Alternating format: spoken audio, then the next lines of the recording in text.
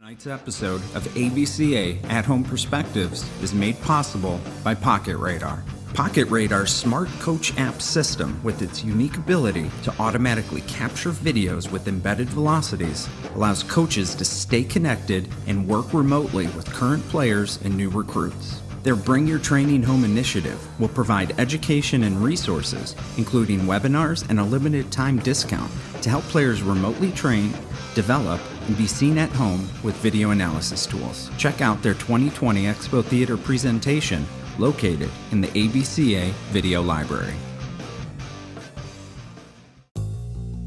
Welcome to the American Baseball Coaches Association's At-Home Perspectives, brought to you and sponsored by Pocket Radar.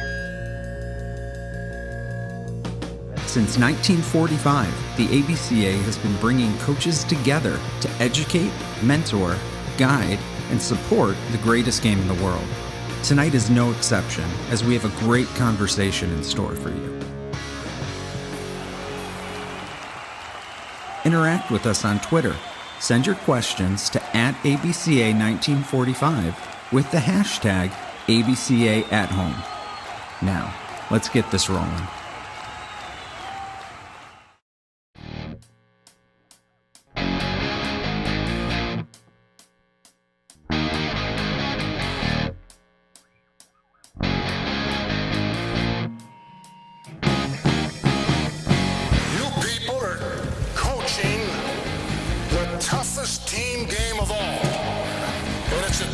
Game to play.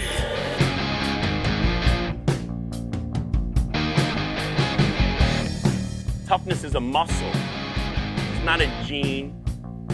You're not born with toughness.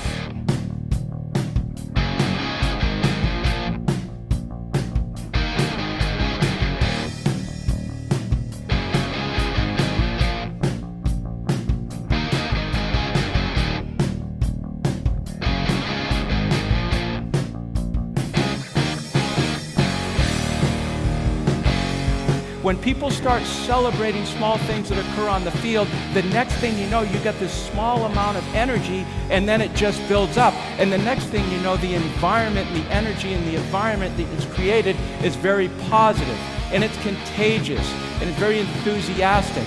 And really, as a coach, that's what you want.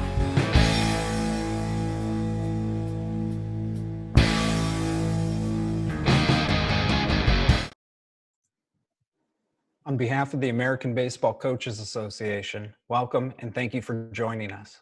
Our hope for these virtual coaching clinics is to educate, entertain, and inspire, to bring great coaching minds together, so for a brief moment, you can escape what is going on around you and lock into something you're passionate about, coaching the game of baseball. My name is Jim Richardson, and I will serve as your ABCA At-Home Perspectives host.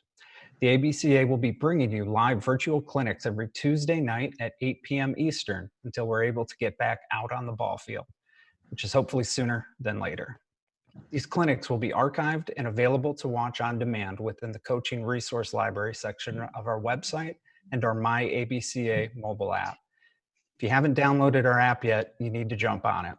It's available for both Apple and Android devices. Just search My ABCA in your app store. Tonight's conversation is centered around all things recruiting, and we have an all-star lineup of coaches from all across the country ready to take the field. With that, I'd like to have our panel go around the horn and introduce themselves. Hi, my name's Pat Bailey, and I'm at Oregon State University. I'm the assistant coach, and I'm the recruiting coordinator. This was my 13th year. What was supposed to be. I was also a high school coach for 14 years, and I was head coach at George Fox University Division III program for 12 years. And I've been very fortunate. I've been blessed to be a part of a state high school championship. We won a national championship at George Fox in 2007, and I've been to 3 World Series with Oregon State, and we won it in 2018. I'm Brad Bohannon. I'm in my 3rd year as the head coach at the University of Alabama. Prior to Alabama, I was an assistant at Auburn for 2 years and the University of Kentucky for 12. My background is in recruiting and working with position players. At Alabama, I coach the infielders and run the offense. Hi, Mike Hen at St. John's University, interim head coach at the moment. Actually been at St. John's for nearly 19 years. Prior to that, I was at West Virginia University for 2 years. And before that, 1 year at my alma mater down at Clemson University. This is Nate Metzger, and I'm the associate head coach and recruiting coordinator at Wright State University in Dayton, Ohio. I run the offense at Wright State, help with day-to-day activities like most of us, I would say. And prior to Wright State, I was the athletic director and head baseball coach at Heartland Community College in Illinois, in Normal, Illinois.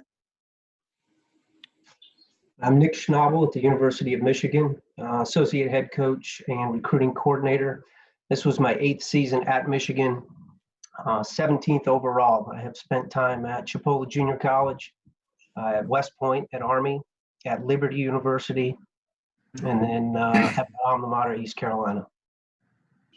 I'm Dave Serrano, currently the head coach at Cal State Northridge. I've spent time, started my career at Cerritos Junior College in California, was an assistant and a head coach at the University of Tennessee, an assistant and head coach at Cal State Fullerton, and the head coach at UC Irvine.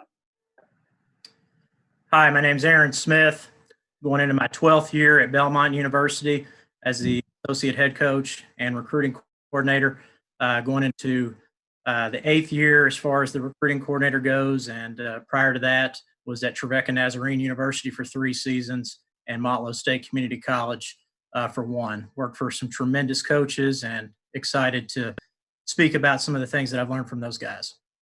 Awesome. Well, gentlemen, thank you for being here. One last detail for our audience. If you'd like to interact with us, you can go ahead and send us a question via Twitter. All you have to do is tweet your question at ABCA 1945 with the hashtag ABCA at home, and we'll do our best to work them into the conversation. Don't forget to include your name and rep your program. All right, first question. We're going to go around the horn again. Coach Bailey, you're going to lead us off. This question's kind of become a tradition here, and I think it's a great way to get the conversation rolling. Who were your coaching influences? How did they impact your life, either personally or professionally? Who kind of fueled the baseball coaching fire for you, Coach? Well, to start with, it was my high school coach, Gary Johnson. He just had a passion, a love for the game, and he ended up kind of being one of my extended fathers. When I was growing up, he had a huge impact on my life and who I am today. And then when I was 28 years old, when I first started teaching and coaching at Westland High School, I met Terry Polreese, who was the head coach at University of Portland at the time. And Terry ended up being in the Mariners organization for 14 years, retired now. And he took me under his wing and just was an incredible help to me with my coaching career and understanding more finite things of baseball. So I'd say Terry and Gary were my 2 biggest influences. Nice. Coach Bohannon, same question to you. Who's had the greatest impact on your professional career coaching? Yeah, I could say a lot. I think it's really important as a coach to be perceptive and to listen to the people that you work with. And, in my time as an assistant in the Southeastern Conference, I worked for 3 different head coaches, and John Cohen, Gary Henderson, and Butch Thompson. I don't think you could find 3 people that are more different than those 3 guys. They're all 3 very good people, very talented. All 3 of those guys have won at a really high level. John was the SEC Coach of the Year in 2006 at Kentucky. Gary was the SEC Coach of the Year in 2012 at Kentucky. And then Butch has been in the league a long time and took Auburn to the College World Series last year. And I'm just so thankful for all 3 of those guys. And I learned a lot from all of them, and they're very different. And I think that was really beneficial for me as I was growing as a coach. No doubt. Thank you. Coach Hampton? Well, I really wouldn't be here anyway if I didn't have my coach at Clemson, Jack Leggett. He was still a good friend and a mentor for me. But St. John's, I'll tell you, Ed Blankmeyer has been here for 26 years. just stepped down in January. And the influences, the knowledge that man had, I mean, was huge, a big impact in my career. You know, when I look back at the first year that I was coaching, back in 1999, you know, I started my coaching career at Clemson, and I had 3 probably Hall of Fame coaches, and Jack Leggett, Tim Corbin was the assistant, and Kevin O'Sullivan was the pitching coach there. So unbelievable crew and you know, great mentors. No doubt. I'd love to do a piece one of these days on Coach Leggett's coaching tree, just where all the guys that he's brought on to staffs and where they've all disseminated out to, because it's going to be a huge tree. But It is. Yeah. Coach Metzger, what about you? What have been your biggest influences? Well, my high school coach, Tom Jackson, actually my junior high coach, Stan Brushoff, I actually just reached out to those guys this past week. We had an initiative with our guys to kind of go back and just thank some people that had helped them in their careers and their lives, kind of get to the point that they're at. And so we as coaches is kind of, you know, one of those things, don't ask those guys to do something that you're not willing to do. And so we actually, as coaches, reached out to some of our, you know, mentors. So it was really cool this past week to connect with my, you know, high school coach. I think he's like 73 now, and you know, still doing well, still sharp as a tack, but just a really classy guy. You know, attention to detail, some of the little things that he provided, you know, me. And then I played at what was an NAI school and now is a Division III in Greenville College, a small Christian school in the St. Louis area on the Illinois side.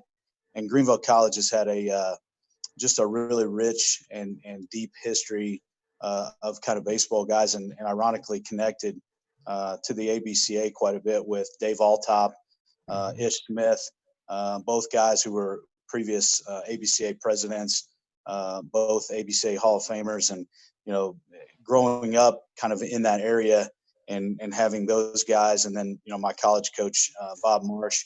And I'd be remiss, a couple guys that, you know, are current high school coaches who had a really big impact on me, Todd Hutchison and Mark Juergen. And I was able to coach with those guys really early, you know, really while I was still in college even, had a chance to coach with those guys.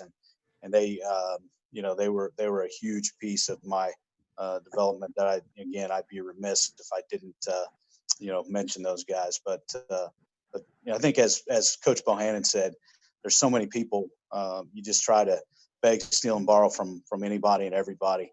At least, you know, for myself, that's what it's been. No doubt. Coach Schnabel, what about you? You've had an interesting recruiting path, Liberty, Army, but who's been your biggest influence along your career? Yeah, you know, I think it starts when, for me as a player, you know, I played for Paul Moore at Ohlone Junior College in California, who's a Hall of Famer, and then moved on to play for Keith LeClaire at East Carolina. And, you know, playing for Coach LeClaire, I knew that's the avenue I wanted to go into. And I have to pinch myself sometimes. I'm so fortunate to have worked for the people I've worked for. You know, Randy Mazie gave me my first job at East Carolina, Jeff Johnson at Chipola Junior College, Jim Toman, who's a phenomenal recruiter, and now Eric Backage. So I'm super fortunate, and like it's been said, I've stolen and taken as much as I could from those people, but that passion really started with Coach LeClaire. That's nice. Coach Serrano, how about you? Well, I'm going to go way back. I'm going to start with what allowed me to love the game and have fun in the game were my Little League coaches, Dick Curry and Bob Durazo. Went back when I was 8 years old. And professionally, I was very fortunate to be around a lot of good coaches. I'd say I learned passion, toughness, and resiliency from Coach Garrido. What a lot of people don't understand is Coach Garrido's moves early in his career when he went from Fuller to Illinois opened up a job for me at Cerritos College because an assistant moving on.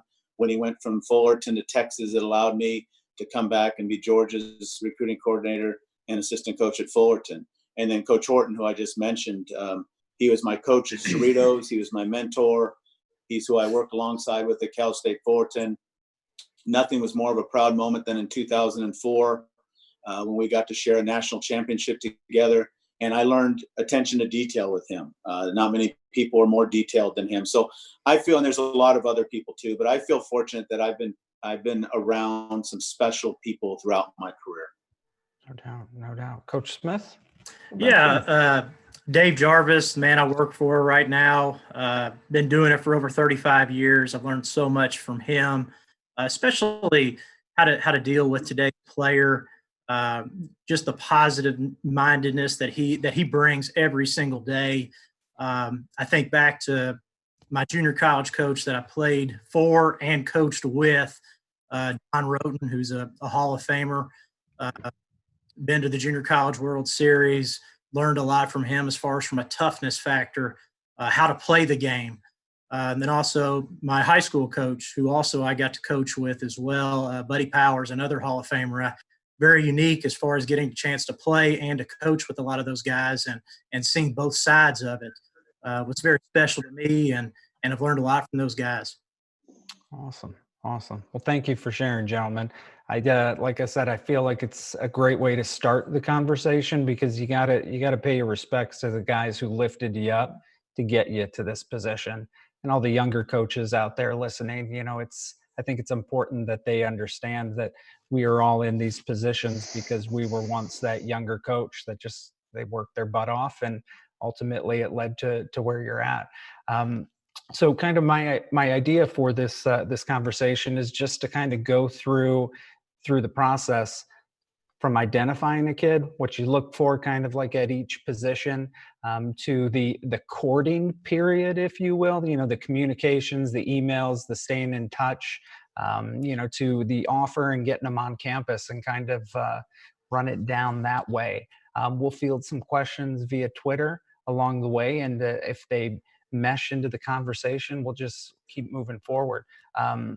So I'd like to start off with, Coach Serrano, what do you look for in a pitcher?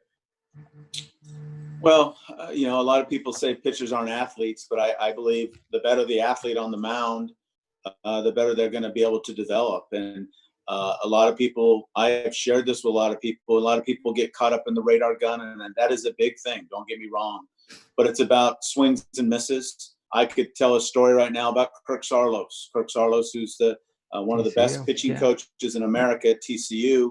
And I went and saw Kirk Saarloos, and he was about 5'11", right-handed, and he threw about 82 miles an hour. But he filled up the zone probably 85 to 90% of the time. He had a lot of swing and miss because he had so much movement and had a feel for three pitches. So the radar gun would have scared a lot of people away, but he ended up being one of my top 5 pitchers I've ever been around in my career. Another thing I look for, and again, a silly thing, is a pitcher's pickoff move, because that kind of translates to what kind of athlete he is by the kind of footwork he has. Everyone, the delivery is important, how clean the delivery is. We all think as pitching coaches that we can recreate and help somebody, and we try to do that with everybody. But you got to have something to work for, and work ethic. Work ethic is so important in my mind, and that goes beyond what you see on the field. Do they attend class every day? Are they working hard when a coach isn't telling them? Those are all important factors of looking at things. We could all say, yeah, if a guy throws 95, yeah, obviously he's going to light all our eyes up. But there's not all of us are going to have the opportunity to attract those guys to college, and even if we do, we may not ever get to see them on campus. So there's a lot of factors that go into what we look for in a pitcher. Awesome. Now, Coach Bohannon, you've signed some guns over the course of your career. What are you looking for? I mean, are they diamonds in the rough and you just see something? And what is that something that you see? Well, the first thing that you notice is all the physical stuff. And then it's kind of a sliding scale between their physical ability and their intangibles. It's important to have velocity in secondary pitches and athleticism. I think what a lot of kids don't realize is it's really competitive to get a Division I scholarship. There's thousands and thousands of kids out there playing all of us go into a recruiting cycle saying, hey, we may need a couple of infielders, an outfielder, a catcher, 3 or 4 pitchers. Well, you have more than 3 or 4 names on your board. A lot of those guys are going to be very similar physically, and you're going to look at their intangibles, their competitiveness, all of the traits that we want our team cultures to be about. You're looking for those in young players as well, their competitiveness, their work ethic, their ability to respond to failure, their maturity. So, you have to have the physical talent, but you have to have strong intangibles as well. No doubt. Now, Coach Metzger, Wright State has been renowned for finding some of these diamonds in the rough, and your career over at Heartland produced countless just dudes on the mound. What is it specifically? I've sat next to you a couple of times and tried to spy in on your notes and stuff out on the recruiting trail. This was years ago. But what specifically are you looking for out of guys on the mound? I like what Coach Serrano said. I think the athleticism was a good place to start. I think mobility, I'd take it a step further and say, hip, ankle mobility. That was something that, Jeff Mercer was really big on. When I first got here, he brought me here, and we had a lot of those conversations. But I think, and Coach Serrano touched on this too, but pitchability, is probably number one. The strike zone's only going to get smaller at the next level. So a guy really, I think we all can fall in love with the velocity or the radar gun at times, and get caught up in a guy that I think you have to be careful. We try to spend a little bit more time, and maybe this is part of another question or topic, but for us, I'm going to try to see an arm more than I'm going to try to see a position player, and that doesn't mean that I don't want to see that position player multiple times as well, but I just think you have to be a little bit more careful with an arm, because sometimes those guys can again, they can fool you. 92, 93 is great, but how many of us, and I think probably the 7 or 8 of us on this panel tonight would all agree that we've got a number of quality arms in our programs right now who don't throw enough strikes to be competitive and really help us. And so I just think that's been a constant focus for us, or a conversation that we always go back to is hey, is he going to fill it, man? Is he going to throw enough strikes to really help? Again, my biggest pet peeve in the game is ball 4. Like I just don't deal with it, and so for us, he's gotta throw strikes. I mean, we all want both, but if you got to take one or the other, give me the guy that's going to fill it up.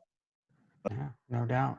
Now, Coach Bailey, how much does arm slot and arm side come into play when you're putting together your recruits for your pitching roster? Are you looking for a guy who's over the top? Do you go out specifically looking for a 3/4 guy, left-handed arms, right-handed arms? How do you figure out what you want and then go and attack and get it? Well, I'm going to have to agree with Coach Metzger. The thing I hate most is ball 4.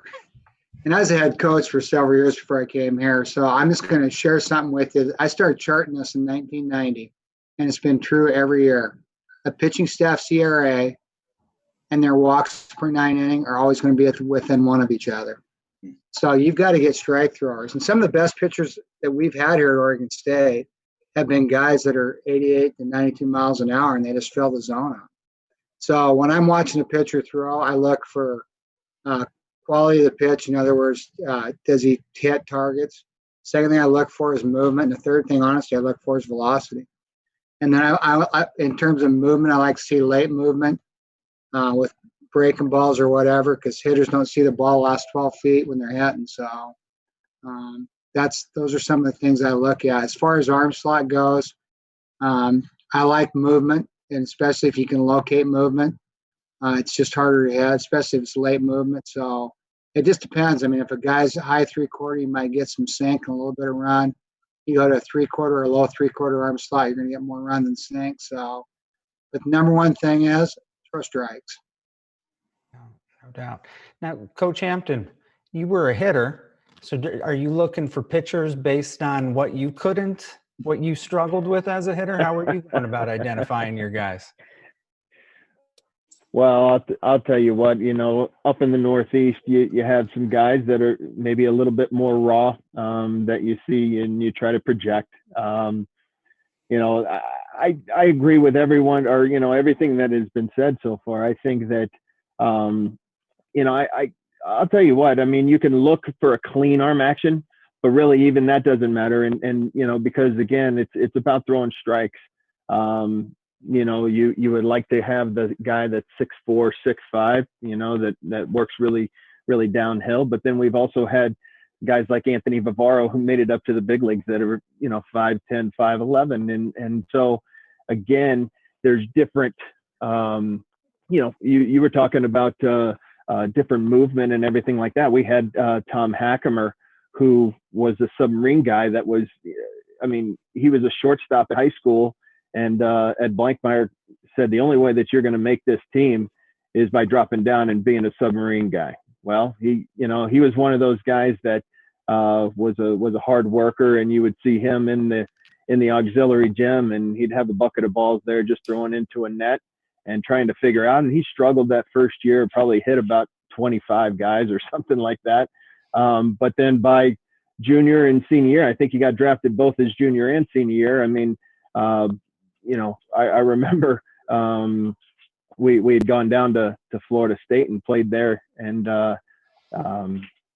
Coach Mike was looking at after we beat him in one game, and we had brought Hack in, and he was like 93, 94 from a submarine slot, and he was like, holy cow, why is that guy still here? I think he was a senior at the time he had got drafted as a junior. So you really don't you don't know until you have it, but you're trying to project as best you can.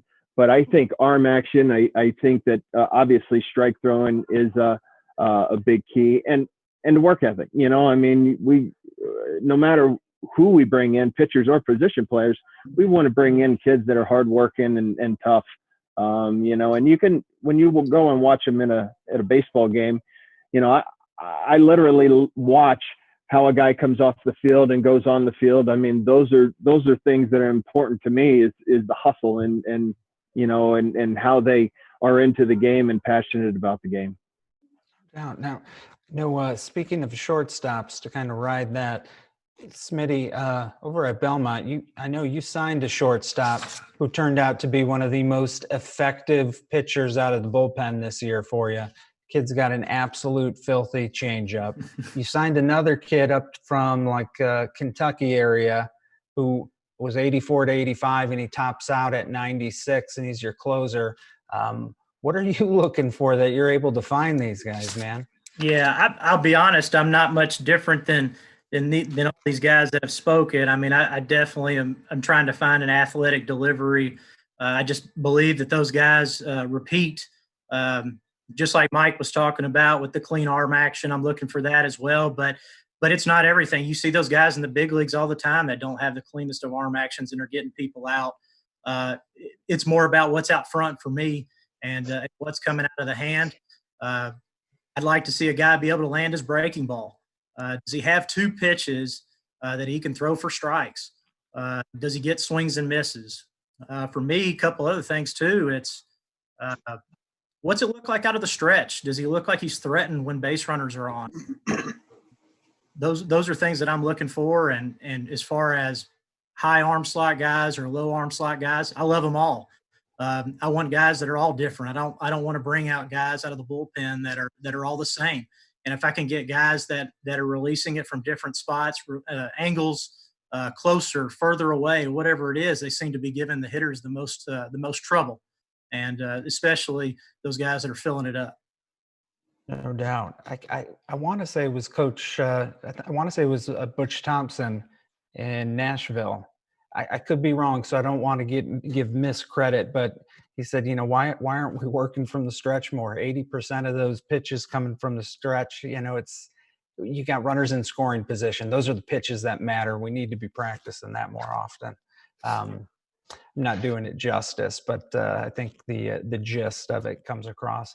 Now, Coach Schnabel, how do you How do you balance recruiting where you've been, Liberty University and obviously West Point, with finding something that's going to help you on the mound? I mean, that's got to be extremely difficult to deal with. Yeah, so I think Coach Serrano was the first to touch on it. You're not getting the guys that are throwing 93, 95. They're not walking through the door. So you're looking for athletes. You're looking for guys that can repeat. And then the biggest thing is the compete gene. And you're looking for those kids that they might not be perfect, but they're going to compete. They're going to fight. And so that's, especially at Liberty and Army, you're kind of looking for those guys that are going to develop a little bit more. Makes sense. That makes sense. So obviously we've covered pitching, and I think it was appropriate that we start there just because on average, I took a deep dive into everybody's roster and just looking at averages, not to name and call anybody out specifically, but on average, there were 17 pitchers across your rosters. One program had a high of 19, where the other program, I think the low was 14. It's safe to say that pitching, you need to have an entire staff to play a season. But obviously there's some very, you've got up the middle, your backstops, your middle infielders, your outfielders. Does anybody want to kind of jump in and chime in on what they look for out of a middle infielder? I'll go. I think okay. Go ahead. Go ahead. Mike. Well, what I was going to say, I mean, I think it kind of goes back to what Pat said originally is that you're looking for athletes, straight up the middle too, especially.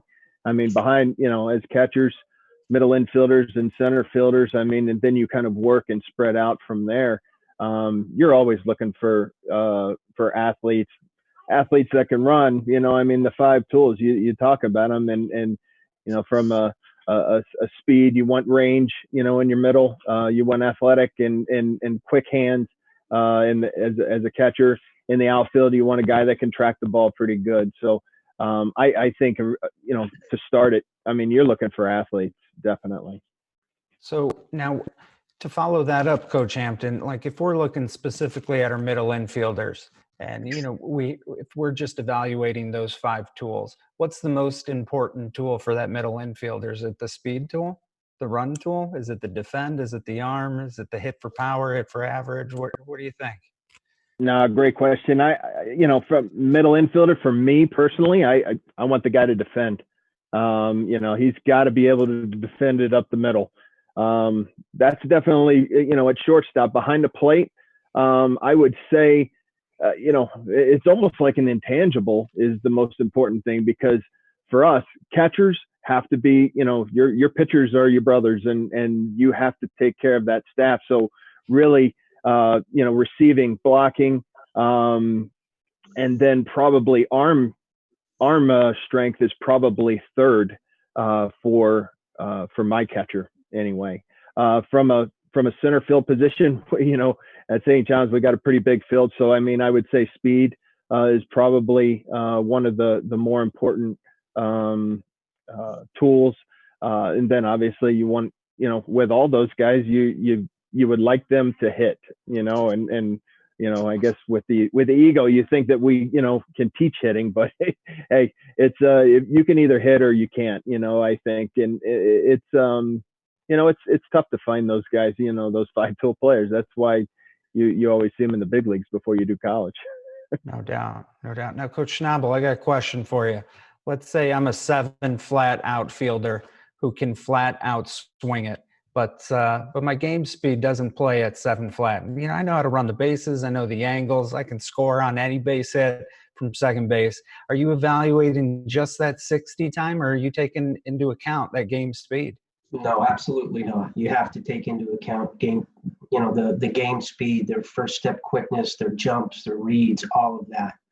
A couple of years ago in 15, we had one at Michigan that was about a 7 flat, and he was a good center fielder as you're going to find. So, we would love to have 6'4", 6'5" guys in center field, no question about it. Shrinking the field, no doubt. But no, and that's why you have to go evaluate. And you have to watch and see if that speed does play up. You'd like them to have some sort of a offensive skill package. Probably top of the order kind of guy out there in center field. Makes sense. Now, Coach Bohannon, how much of a role does speed play in the SEC? Well, like we've all said, everybody loves athletes. And, when you're trying to put a team together, I think it's really good to have balance. And I just always try to keep in mind that, the more skills, the more ways that a guy can help you win a game, the better off you are. And you can always take middle of the diamond players and move them to the corners, but you can't really take corner guys and move them to the middle. So, I think it's important to get guys that can play in the middle and, a center fielder that is a good offensive player. Everybody wants that guy. If he goes 0 for 3 and strikes out twice, but he walks, he might be able to score from first on a double and make a diving catch and get an outfield assist. And, players that can help you win in more than one way are really valuable no matter where they play on the field. No doubt. Now we're going to toss it over to Twitter for our next question. This one is coming from Tommy O'Farrell, Big Train 1525. Coach Bailey, what are some immediate turn-on and turn-offs when watching players, be it at a showcase, games, team camps, videos? What gets you excited? What's an immediate kind of Well, when I'm watching a player play, the first thing is when you're hitting, run a hard 90.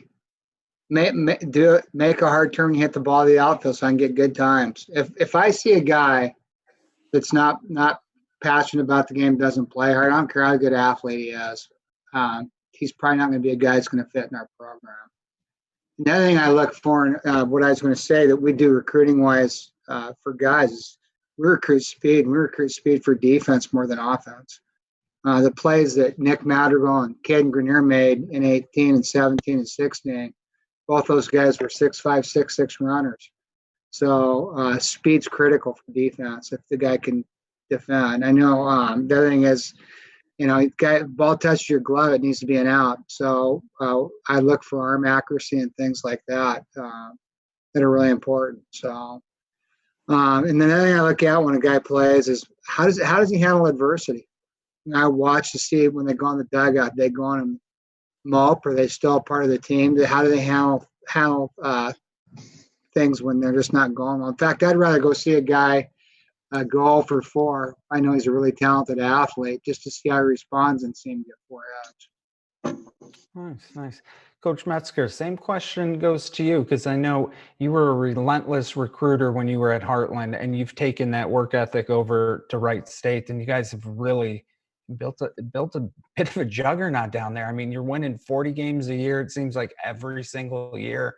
What's something that you see that excites you, or something you see that just kind of pushes you away?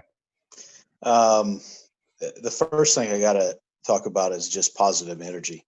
I think, do a guy's teammates appreciate him, genuinely, like him? Does he just exude, some of that positive energy? I think what Coach Bailey said is also, guys got to play hard.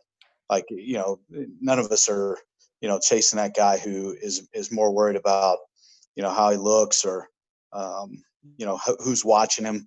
You see the guys that will peak a lot, especially with a big crowd of guys watching. There are a lot of players that, are crowd watchers, or coach watchers. And, just keep your head down and play. The guys that are more worried about the game and more worried about their team and, their teammates and being that huge source of positive energy. We talk to our guys all the time. It's, if you walk in a room, if any of us walk in a room, that room is either the room's getting better or the room's getting worse, right? There's not much in between. And so, which guy are you? Are you the guy that, when you show up to the field, your teammates are all, rolling their eyes behind your back, or are you that guy that, is positive energy type dude? And I think that's a huge part of it.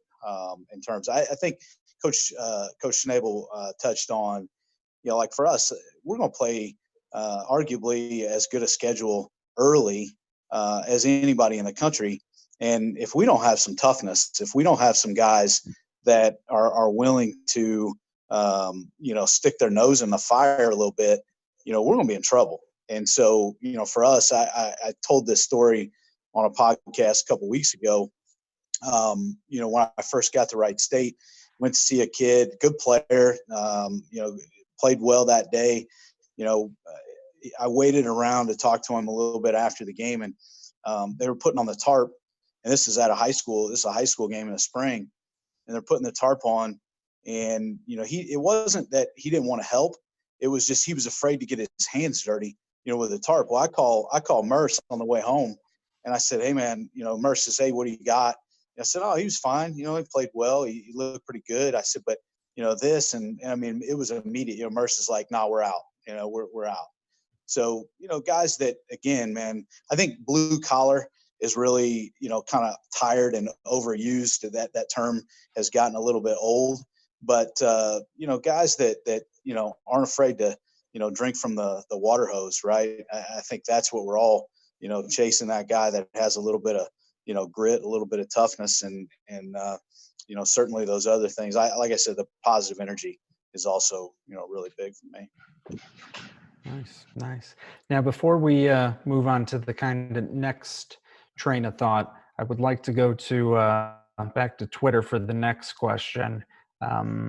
Let's see here. We got the turnoffs.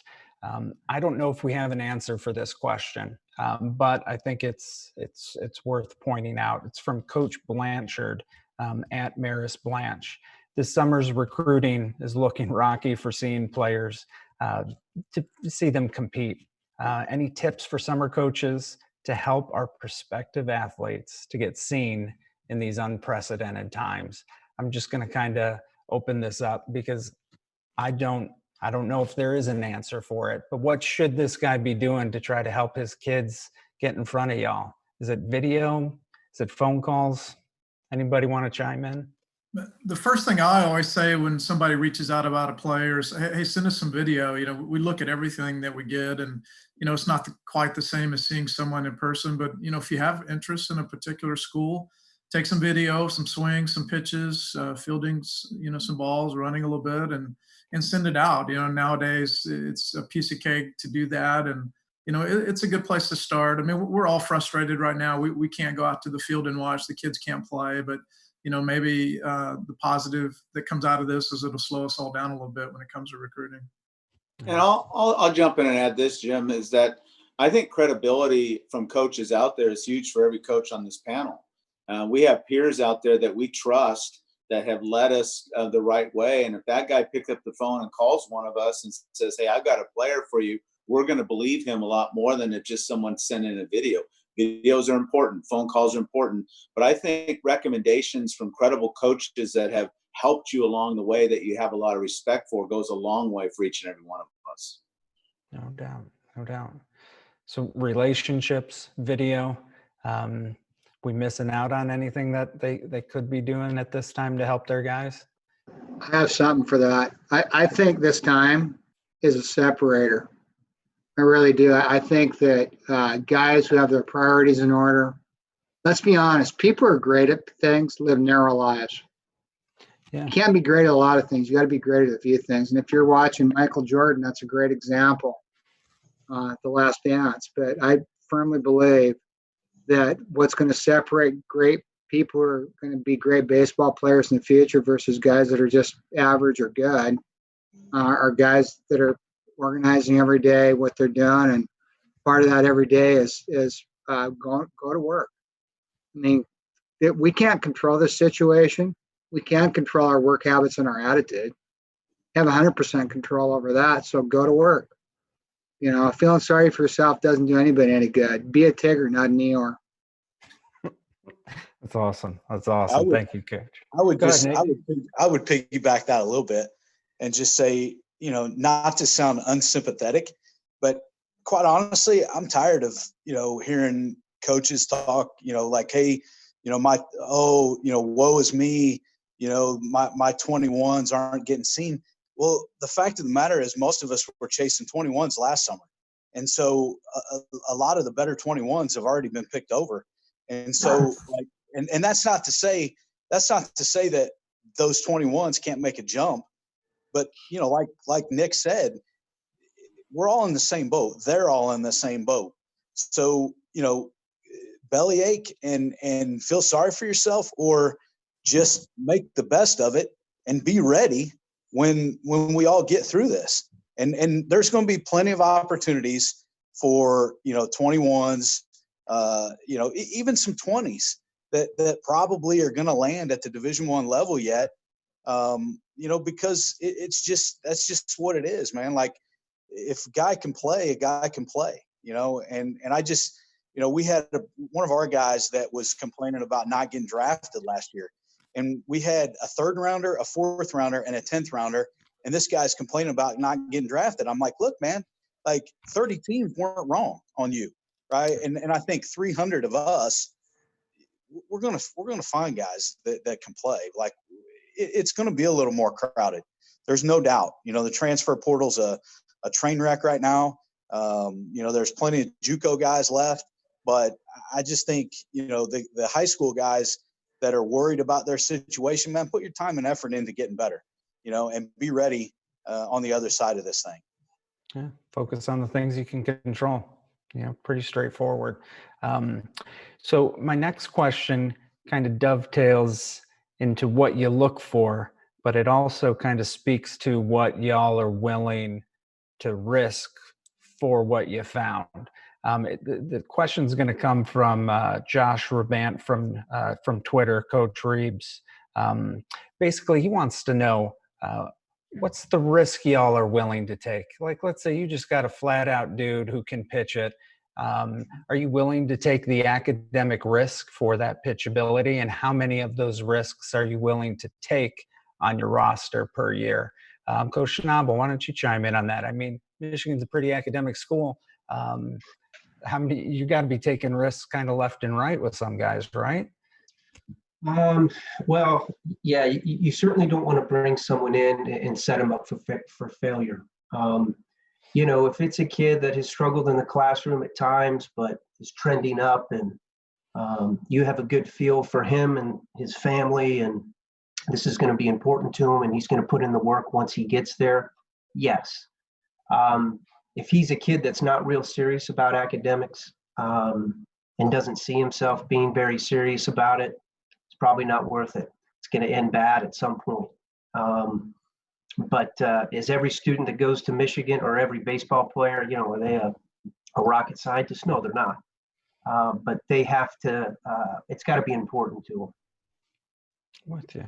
Coach Serrano, same question. Is there a certain number of academic risks you're willing to take for that playability, that pitchability?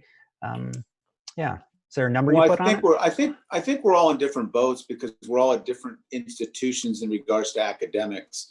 One of the things I think in today's day and age, and I think all coaches would agree with, is that the academic support has gotten so strong at our universities. And there's so much help that these kids can seek, these student athletes can seek on a daily basis. So if a kid is an academic struggle a little bit, there is help that can help them stay above water. Now, there's help, but they've got to also seek the help too. And they've got to take advice of the help. And I've said this for many years, that in today's day and age, with the amount of academic support that each one of our institutions give to these student athletes, you've really got to try hard not to be at least average in school. If you're failing classes because you're not giving effort, and a lot of times that translates to the field. I've always said if a kid's underwater in the classroom, he's going to be underwater on the baseball field, and kind of vice versa. But I just think, yes, sometimes you're going to go a little bit on the other side and take that academic risk. But I think a lot of it, Northridge is going to be a little different than Michigan in regards to the kind of student athlete we're going to recruit. So we can take that borderline student because maybe the academics aren't quite as high as they are at Michigan and other, St. John's and other universities on this call. Makes sense. That makes sense. JR, I'll step in on that too. I mean, at Belmont, it's going to be academically tough for sure. Nothing over the top by any means, but it is something that you're going to have to put some time in. And kind of like what Dave was talking about, you can lead a horse to water, but they got to be able to drink it. And that's something that we tell our players all the time when it comes to that kind of stuff. We've taken some chances on some guys, and it's hurt us because they just weren't able to get through. And then we look back on it, and it affected our culture. It affected our environment that we had with the rest of our players. We try to stay away from it, but there are some times that we will, especially looking at the makeup of the kid and the player and his character. Does it look like we can help him and help him get on that way? Because we've had stories that were positive stories that way too. Because for us, most of our guys are not going to play at the next level. We want them to get their degree and be able to be productive citizens, because baseball's going to end for all of them at some point in time. And we want them to be able to have that thing that they can keep for the rest of their life as far as their education goes. No doubt, no doubt. Now, Coach Hampton, I got a question for you. Moving forward through this process, you find a kid you like. First time you've seen him, you like him, you like him. What's the process look like going through your recruiting plan at St. John's? What's the next steps for you? How does it move forward? Right. Well, as quick as recruiting is going and has gotten, I still believe that you want to try to see kids multiple times. I know somebody had mentioned it earlier that somebody likes to see a pitcher more than a position player. I'm really the other way. I'd like to see a hitter more than a pitcher. I feel that once you get to that point to where, okay, I really like this kid. Well, there's a lot of things involved in there. First, you got to try to, and it depends on their age, obviously. So can you call them? Can you get in contact with them? Who's their coach? What kind of relationship do you have with their coach? And then once you do communicate with them, okay, what's your academics? Try to see campus.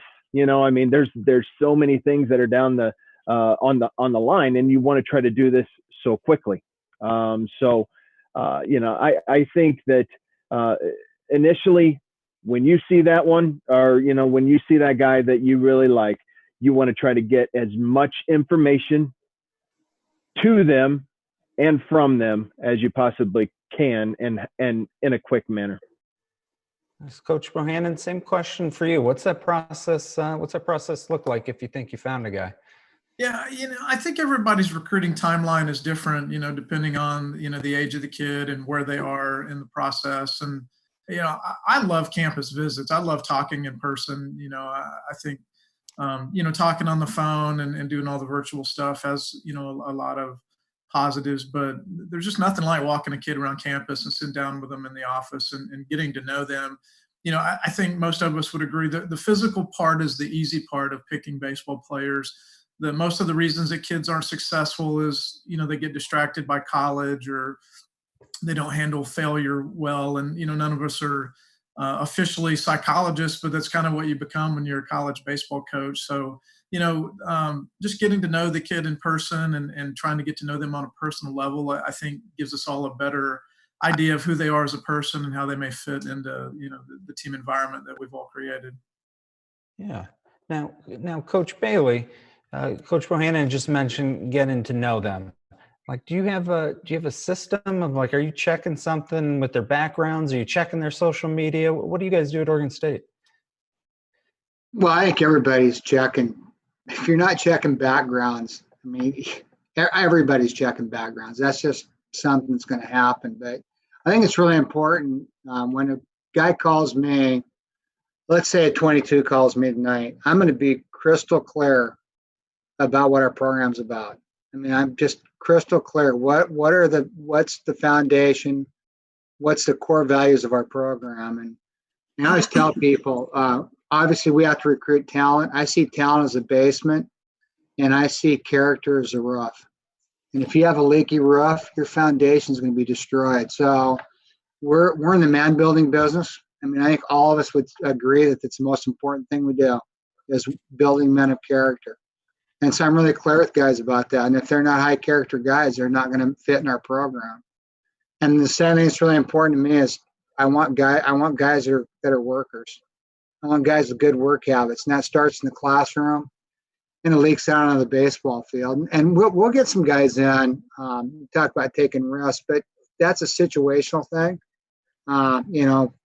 What's going on in their families. We had a guy that ended up being a stud for us a few years ago, didn't have good grades first 2 years in high school because his mom and dad were going through a divorce, and he ended up being a great young man. So you got to do some background check on things like that as well. And then the last thing I want to tell you is we want guys who are selfless. Probably the hardest thing to teach guys in today's society is to be selfless. This isn't about our coaching staff. It's not about the player. It's making other people more important than yourself. And so that's something that we teach from day one in our program. Jim, can I add something real quick?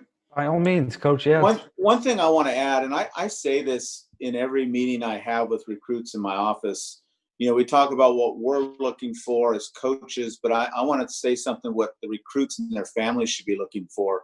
We all could admit we put on a recruiting face when kids come in.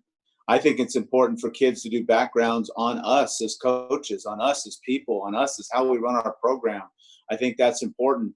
At the end of the day, parents are handing their kids off to us at an important part of their life, in time of their life, to allow us to grow them as men.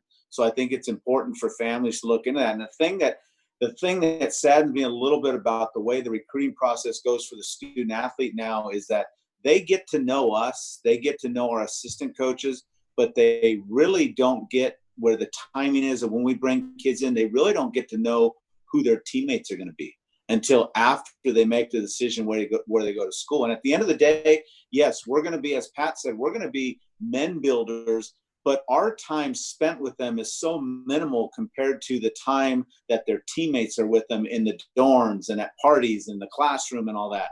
So it's important for that student athlete and their families to know what kind of character of a person that is on the team. Now, not all those teammates are going to be on the team when he gets there, but I think programs kind of breed the same kids year in and year out for the most part. That makes sense. Coach Schnabel, do you have something to add to that? I see you kind of nodding your head. What's the Coach process? Serrano just said with his the teammates, our kids are the best recruiters, and when young men have a chance to be on our campus, be around our team, and really, see how it is. That's just critical. And then what Coach Bailey said about just being upfront and honest with these kids on exactly how this is going to go. This is what it's like in our program, etc. So right up front, there's, everybody knows what's going on. I think that's critical. Nice. So we've identified the guy. We've had him out on campus a little bit. We've seen him play multiple times. Obviously, then comes a potential offer. Before we get into the details of that, I don't think our general audience has a great understanding in regards to how scholarships work at the NCAA Division I level. The number of scholarships, minimum scholarships. And some programs have different rules that they abide by. So kind of briefly, we'll kind of go around the horn. And I know, Coach Serrano, we had talked that you potentially wanted to address this, but what's kind of the lay of the land in regards to how many, what you can do, what you can't do for these incoming kids?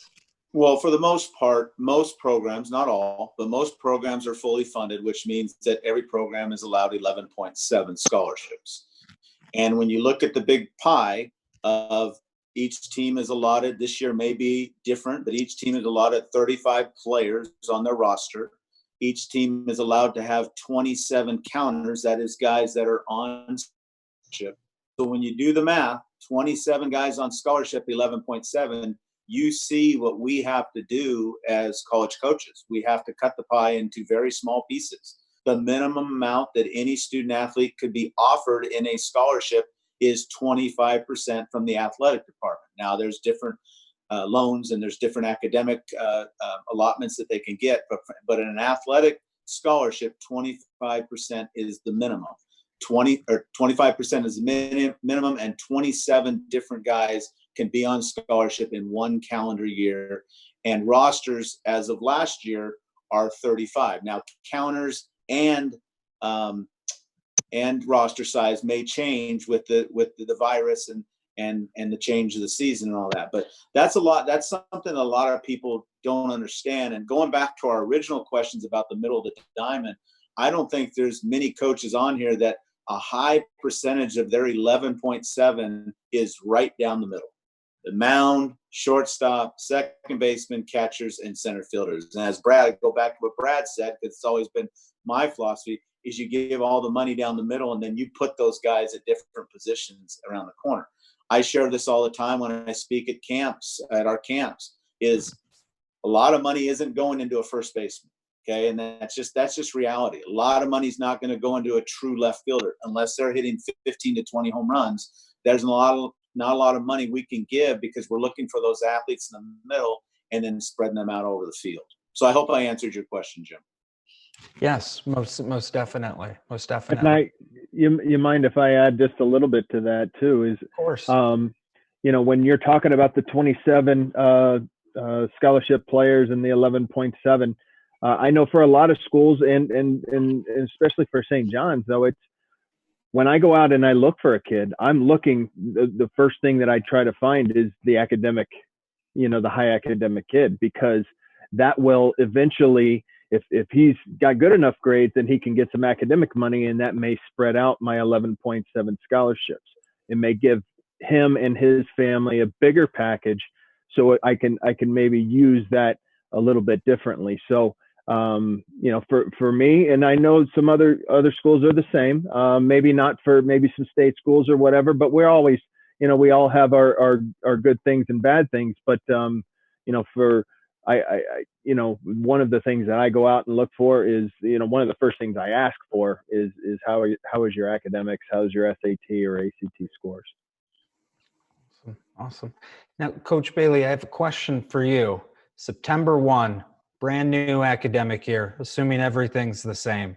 How many incoming freshmen will Oregon State have on scholarship September 1? Well, it varies every year, but it's going to be anywhere between 8 and as many. I think the most we've ever had is 12. We had one year where we had, and it's year, we ended up going World Series in 13. We had 10 guys committed going into the 12 class. 5 of them were drafted in the first 3 rounds and all signed. So we brought in 5 freshmen that year. Wow. So, it just depends on from year to year what you have. I always say based on draft and our juniors are leaving, project, including your seniors, we never want to have more than 30 guys total, so that we're not over. And then you have years where guys, you have no-brainer guys are going to sign. The Adley Rutschmans, Nick Madrigal, Caden Grenier, Trevor Lawrence of the world are all first-rounders the last 2 years. I mean, those guys are going to sign. So you can count on them, being out at the end of their junior year, so you don't have to count towards them. So I just think it's really important. Last thing I want to do is call somebody in the summertime after we've signed everybody in November and say, gosh, I'm sorry, I know we offered you a scholarship, but we're over our limit and we thought more guys were going to get drafted and we don't have a scholarship available for you. So that's one of those things and it's really hard to do in baseball. I get it, but it's something that I thank God I have not had to do that at this point. Call a young man up in the summertime and say you can't come because we're over our limit. Yeah, it's got to be an awkward and difficult conversation, but you can see how it happens at the level of play, that you're at. Now, Smitty, what about the opposite side of that? Walk-ons. And I'd like to give credit to Ryan Brownlee for this question because I think it's very intriguing and I'd love to hear from everybody, but Smitty, we'll start with you. What's your greatest walk-on success story?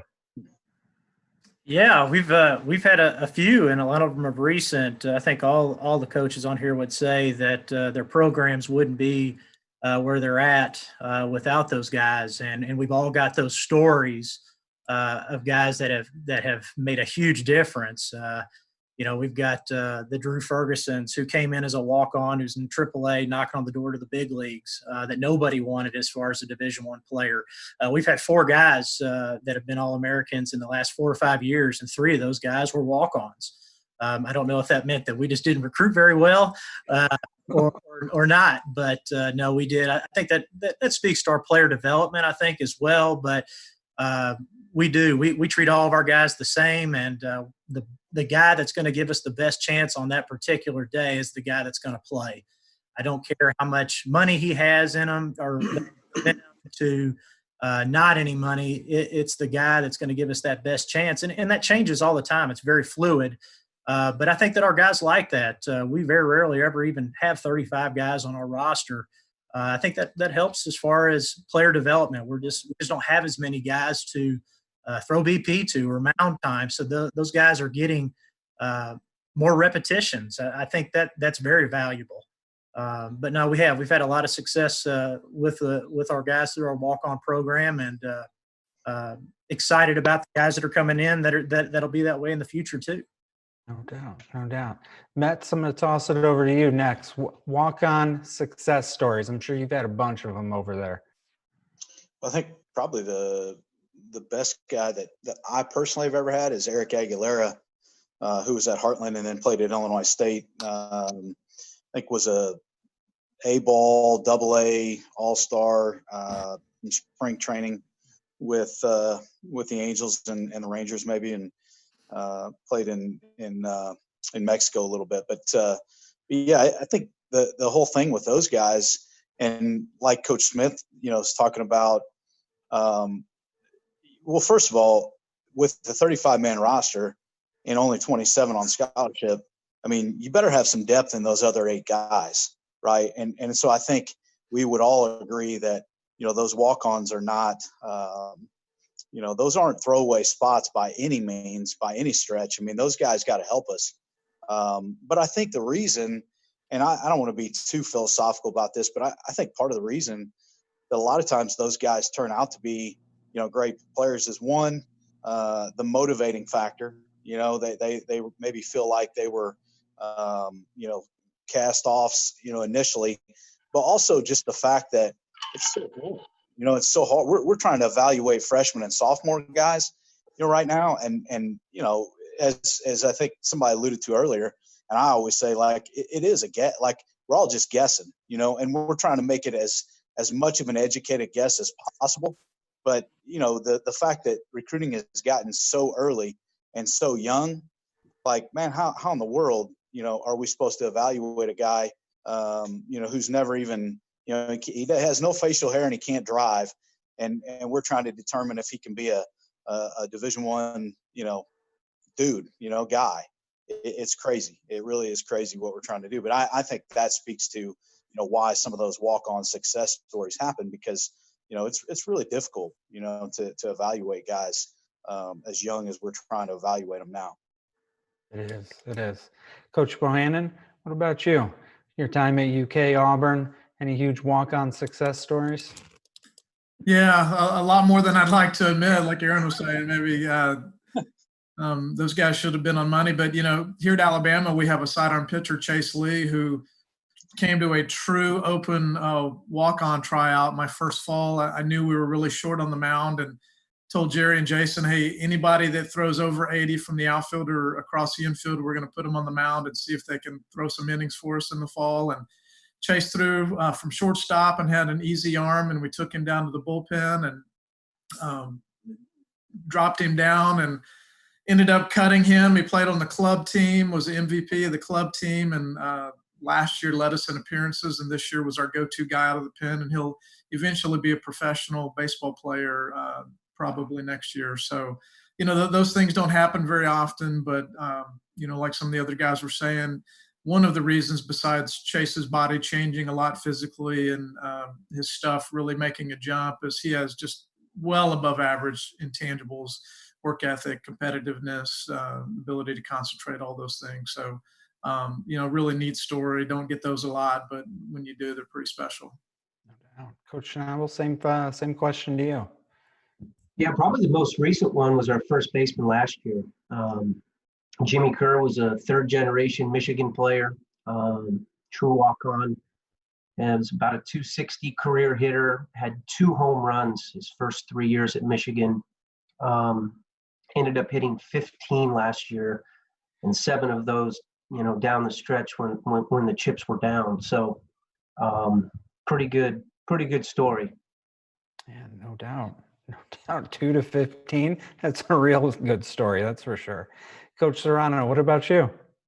Well, as I'm hearing these other coaches tell great stories, the three that just immediately came to my mind, I go back to when I was a recruiting coordinator at Fullerton. There was two of them there.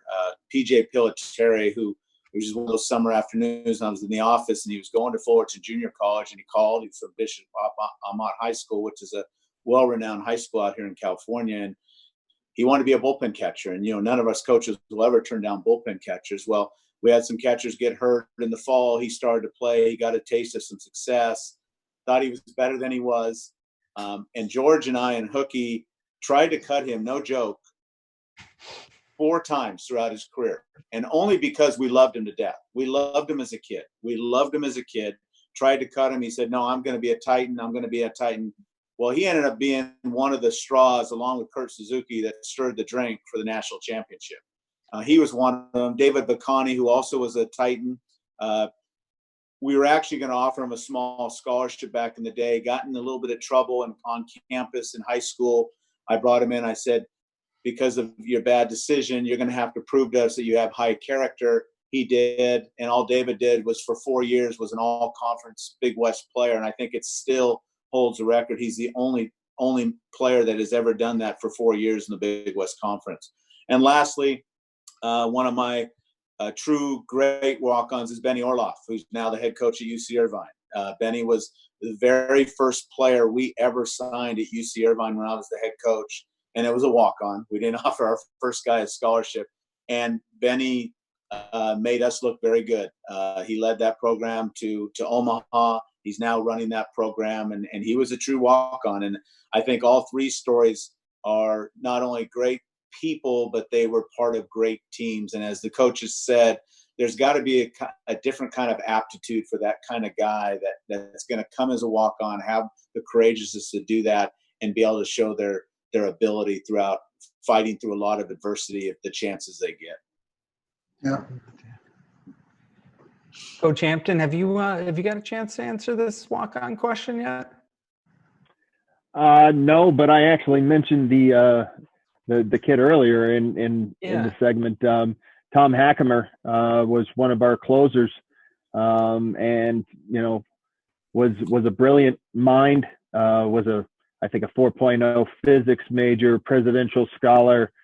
Walk-on student that was only able to make our team if he dropped down and pitched from a submarine slot, and wound up being, after 4 years, drafted twice, and his senior year wound up, I think, being a 4th round pick. So Hack, I mean, we've had other ones. Johnny Valente, probably one of the best hitters that I've been around. Just got, I mean, you just knew that when he'd go up there, he'd give you a competitive at-bat, and most of the time he'd get a hit. So he's still in pro ball right now. But I'm sure that coaches could probably talk for hours on guys like that, because we've all had them, and you all need them, and because they're so important to your team. I think that somebody mentioned this earlier, is that those guys have that chip on their shoulder that, and most of them don't, aren't upset about it, or they're not pissed about it or anything like that. That's their motivation is to be better than the people that, that maybe are on money. So I really feel that those guys, everybody needs them for sure. No doubt. Coach Bailey, same kind of question to you. Do you have a huge success story of a walk-on that just came and it was a contributor? Well, let me just talk about walk-ons in general. We don't win the 2018 national championship without walk-ons. I mean, guys like Kyle Novak, who played quite a bit for us, Jack Anderson, started a lot of games for us his last 2 years as a walk-on. Jeff Hendricks in 2015 was a 4th round draft pick. As a junior, he was a walk-on. So from day one, we're very direct with our players. We don't care whether you're on a 65% scholarship, which usually is a pitcher, not a position player, but or you're on a 25% and you're not on anything. We're going to play our best guys. And I think sometimes you got to look at how much a guy contributes to your team. We had a guy named Max Gordon that's helping at Michigan now. And Max Gordon, when he played, we won.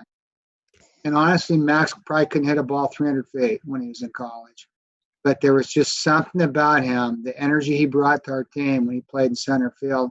When he was a senior, when we went to the World Series in 2013, he was on SportsCenter's top 10 highlights 5 times. Wow. He was just absolutely fearless in the outfield. Wow. And Max was a walk-on. We finally had our SID over a 2-year period of time show us how many games we won when Max was starting versus when he didn't play, how many games we won, to show the coaches, just to show that this guy brings that, you just got to wipe out all the, statistical information you look at and see what he brings to your team, and his energy and his passion for the game is the reason why we won a lot when he was there. Awesome.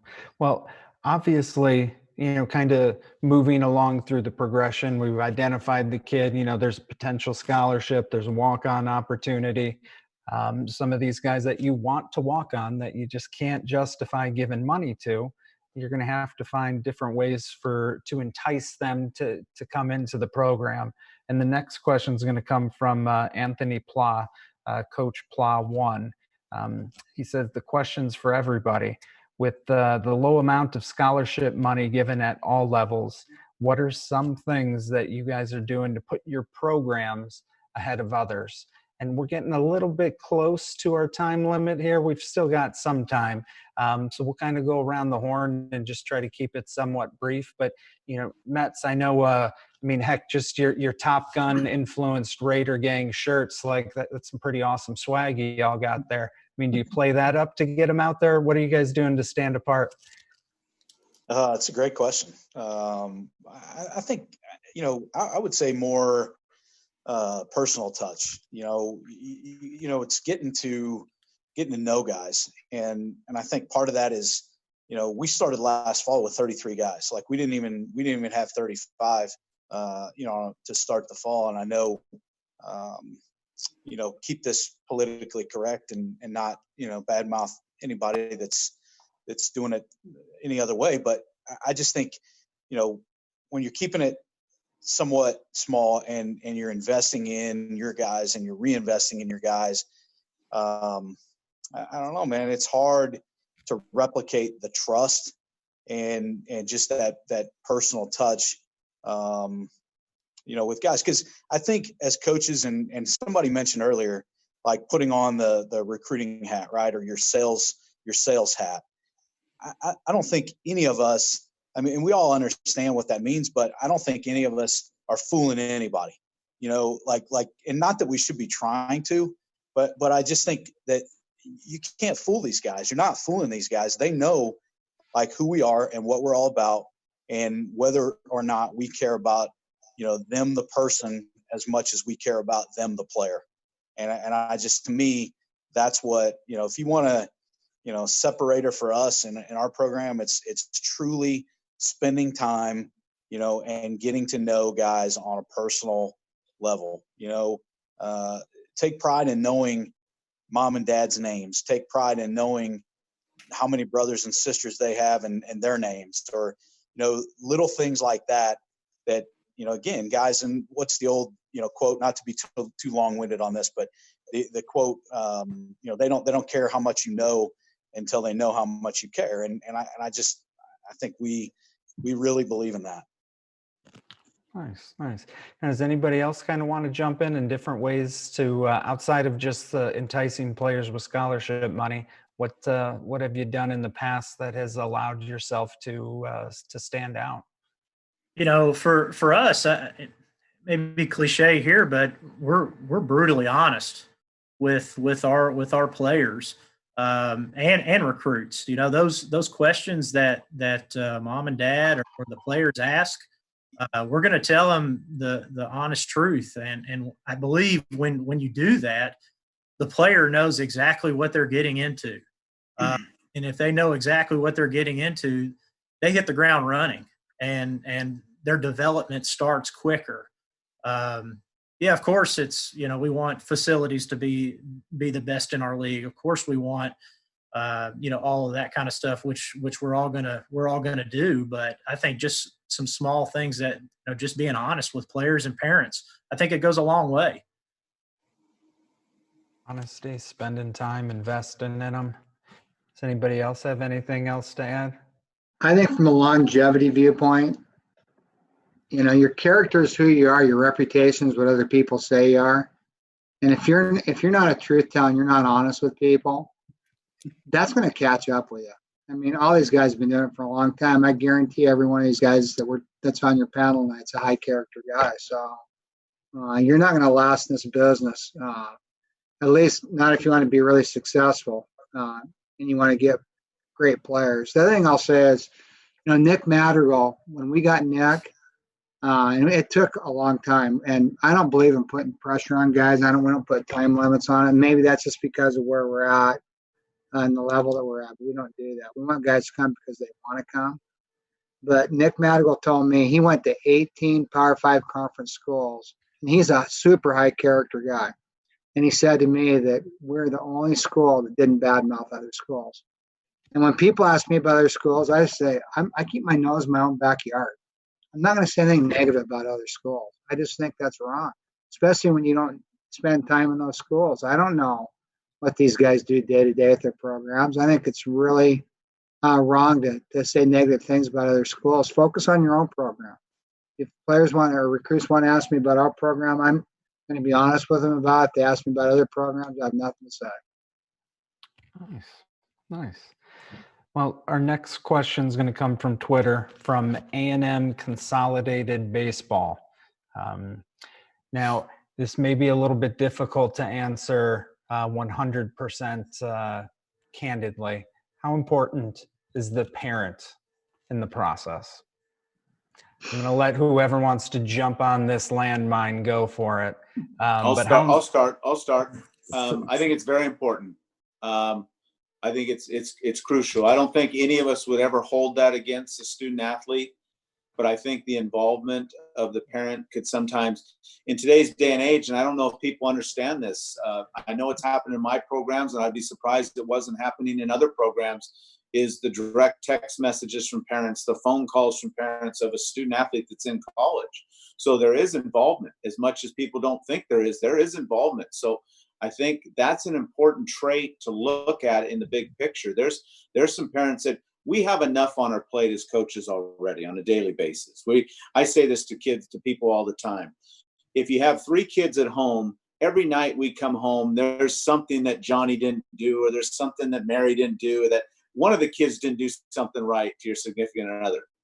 When you have 35 kids, you have a lot of different issues coming from different areas. So we don't need a lot of other problems off the field. And if a parent's hounding you because his or her son didn't get a chance to play that day or whatever, it's not something that we have time for. We'll always discuss things with parents, especially if it's in the well-being of their as their child, and whether it's emotionally or mentally or physically. But when it comes to the day-to-day of what we see every day as coaches, we don't need to discuss that with parents. And sometimes parents are overstepping the line sometimes because they've been so used to it through high school baseball and travel baseball that they think this level is the same. And it's not.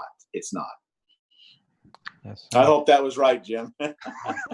No, it's perfect for me. I mean, honestly, that's what these things are for. It's to address the elephant in the room. It's the kids' process, and I don't want to put words in anybody's mouth, but I think it needs to be addressed, because when people understand where guardrails are, they can operate on the road. If they don't know where the guardrails are, of course, they're just going to go wherever the heck they want. So I think it's important to address. Does anybody else want to add anything to that? Yeah, I want to. I think, Dave, you're 100% right. And I'm just going to give you an example. When I was in the 11th grade at the beginning of the football season, I didn't start the first couple games. And I complained to my dad about it. My dad said to me, "Why don't you be a man and go talk to the head coach instead of whining to me about it?" So I went to talk to the head coach. Well, I ended up starting the last 7 games, and I ended up being in the Hall of Fame for football at my high school. and is one of the top 100 players of the century from 1900 to 1999. So, you know, and the opposite is I don't go to parents' businesses or their place of work and tell them how to do things. I just think that if a parent wants to quit their job and they're a great evaluator of baseball talent and how the game's played and they want to come watch practice every day, then they have a right maybe to come and talk to me or our coaching staff. Otherwise, just be a parent. You're not helping your young man out. I can't believe in the last 5 years, I've had guys that are 21 years old whose parents have called me. I was married when I was 21. Let your kid grow up, for crying out loud. It's one of the problems we have in our country today. You got, you know, let him become a man. Don't men go talk to other men when they have issues? And by the way, face to face, not on the phone or by a stupid, you know, text message or send a nasty anonymous letter. How about being a man and coming and talking face to face? Well, let me add something to that too, Jim. Something that's happened in my life as a coach is that I've been at places that I've succeeded at, and it's allowed me to get better jobs. I've been at a place that I didn't succeed at, and it allowed me to lose my job. So it happens to all of us, and it's how you deal with it. I'm not going to go out and say I failed here because it was this person's fault. I was in charge. I take full credit for that. So, and I think it's just part of growing up. And I think, you know, I don't think any coach on this panel would say that we play all of our favorite guys every day. We play the best 9 guys, whether they're our favorite or not. We want to be successful, and we're going to play the guy that's showing up to practice every day, going to class every day, playing hard every day. As Pat said, running 90s every single time, not just when they want to, every single time. That's what what us as coaches are looking for. It's not the most popular guy. It's not the guy in the biggest scholarship. It's the guy that's doing it day in and day out, because a lot of times those consistent guys are the mentally toughest guys on your team. Yeah, no doubt. It's well said. We're getting closer to the time. We can't start another inning past 9:30. So I've got 2 kind of questions left that I think are valuable that will kind of help wrap some of this stuff up. What I'm interested, Coach Bohannon, like I want to catch at Alabama. What do I got to do to be recruited at Alabama? And we'll get around everybody on the panel because I'm sure there's potentially some student athletes listening who aspire to play at each one of your institutions. What do they have to do? Coach Bohannon? Yeah, I could talk for a long time about that. The short answer to that is I would say, hey, just get better. Like in the short term, just focus on getting better. You know, we've all talked a little bit earlier about how everyone's recruiting timeline is different. I think it's a hard time to be a young student athlete and trying to get recruited. You see on Twitter that some 8th or 9th grader commits to a college, and maybe you're in the 10th grade and you don't have an offer and you're freaking out. But, you know, in our freshman class, one of the best kids that we had that started on the weekends on the mound was a kid that we signed in May of his senior year. So, you know, everybody's timeline's different. If you have a genuine interest in a specific school, reach out to them, send video, go to one of their camps. I know there's a million camps out there and you can't get to all of them, but you know, if there's a young man out there that has a real interest in Alabama, I hope that they'll reach out to me directly and try to get to our camps at some point. Coach Schnabel, same to you. What's the process at Michigan? Yeah, I mean, I think Brad hit it on the head. Focus on getting better. Obviously, get in touch with us. You know, put us, you know, let us get you on our radar. But focus on the things you can control, and that's getting better.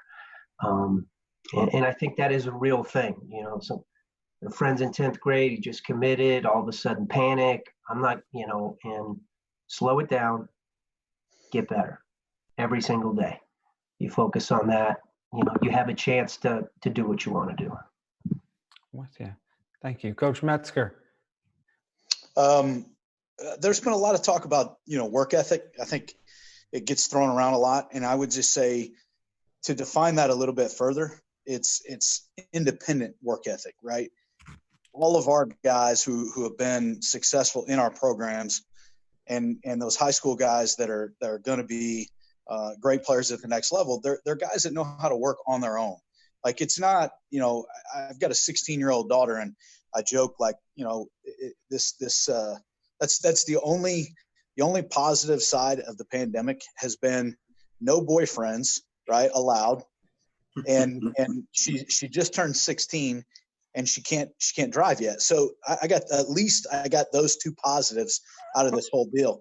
But independent work, like, guys can't rely on the work that, I can't force my daughter to work, right? You can't force players. They have to want it on their own. So I think the independent, work ethic is something that is huge. And I know that's a little bit off topic, but in terms of, I'll never not respond. Like, my personal rule for myself is, if somebody has taken the time and made the effort to reach out to me, I'm never going to, Nick Magnifico, who's the recruiting guy at SIU Carbondale and was one of my former guys. Mags told me, he said, you would never, if somebody came up to you and asked you a question, you would never listen to the question and then just turn and walk away from them.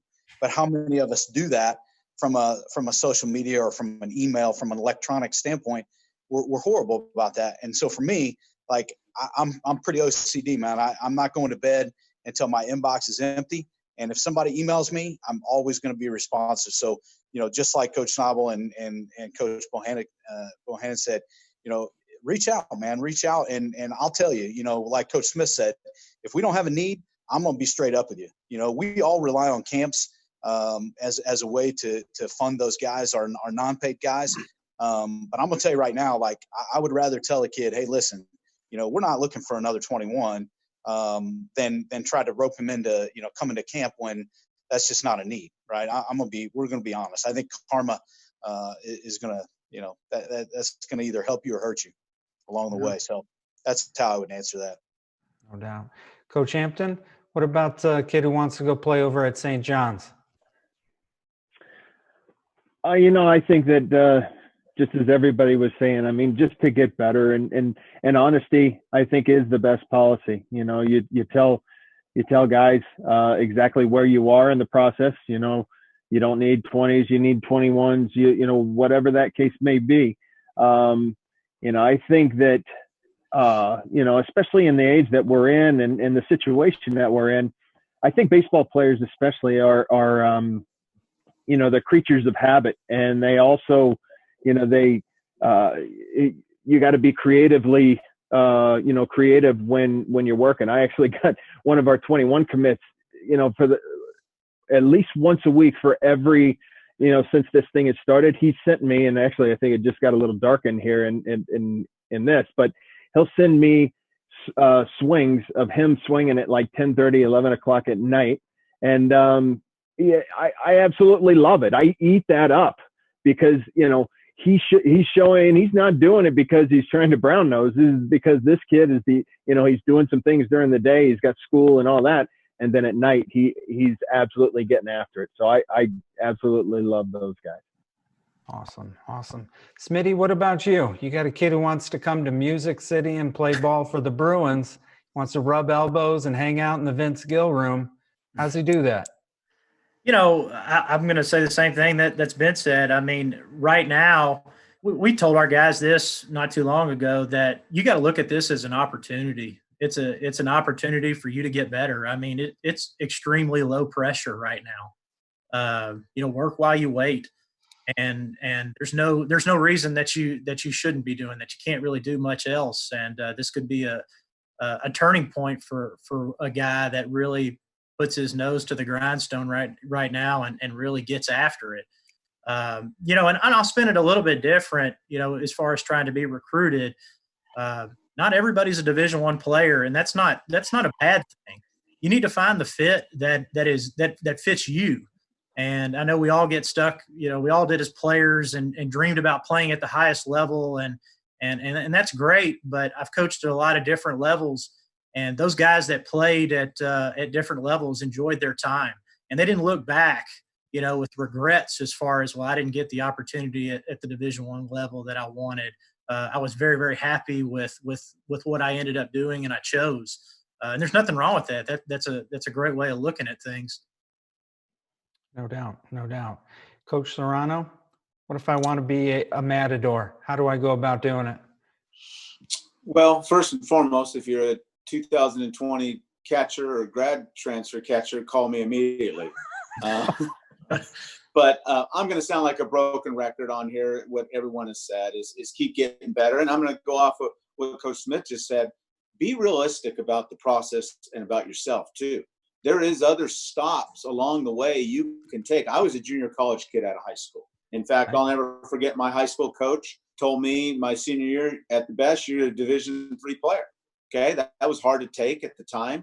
But I went to junior college. I went to Cerritos Junior College, and I played for George Horton. I was there 3 years. I redshirted 1 year to junior college, but eventually landed me a scholarship to Cal State Fullerton to play for Coach Garrido.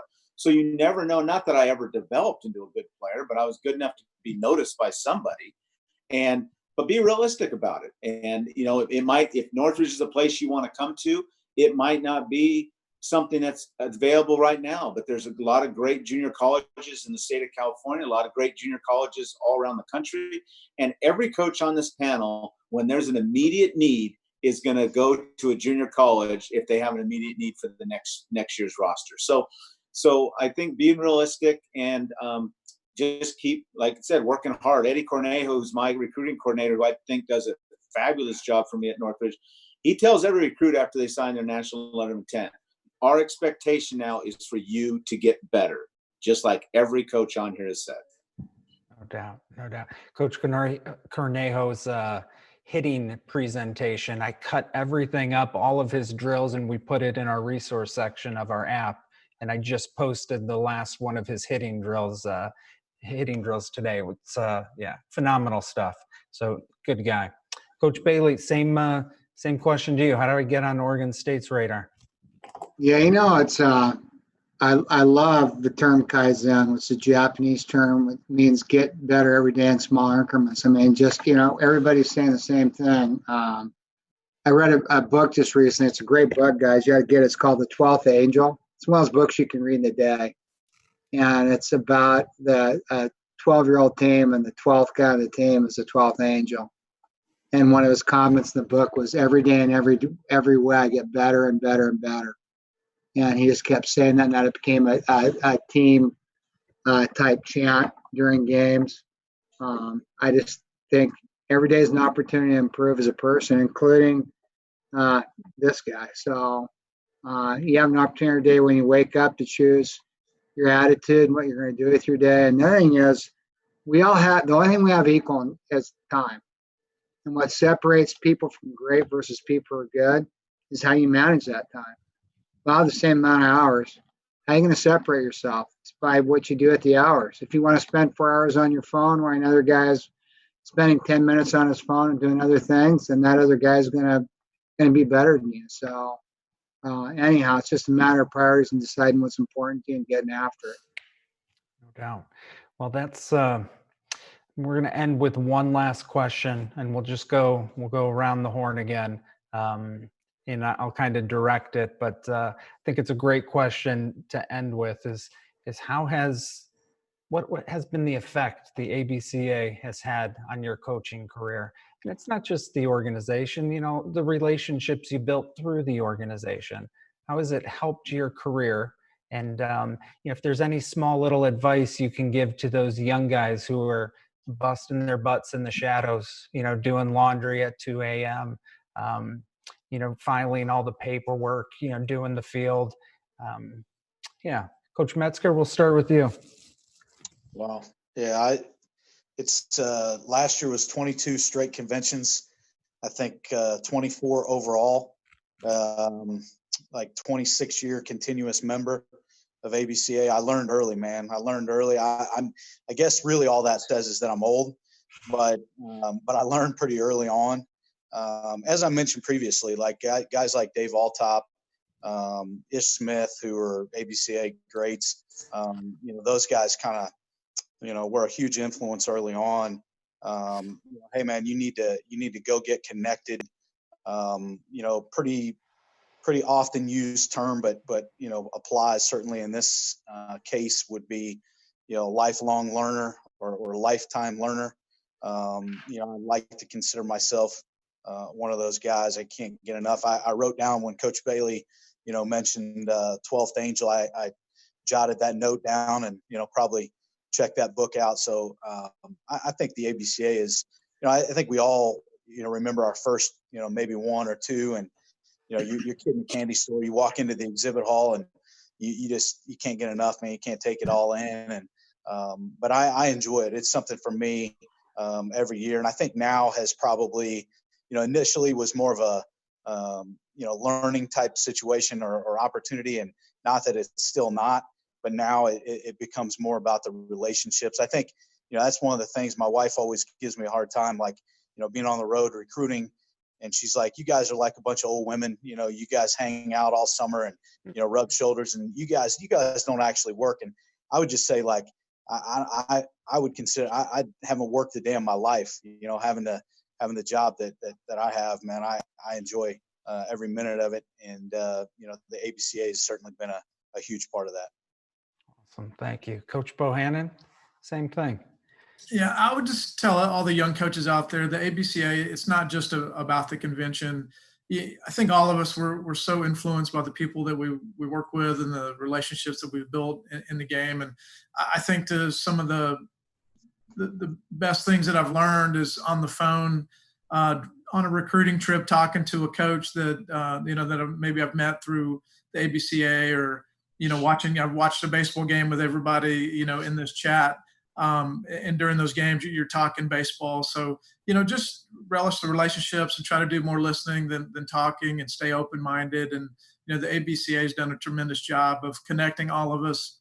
It seems like, on the most part, people in the baseball world are great folks, and, don't be shy, develop a network and listen more than you talk. Good advice right there. Thank you. Coach Schnabel, what about you?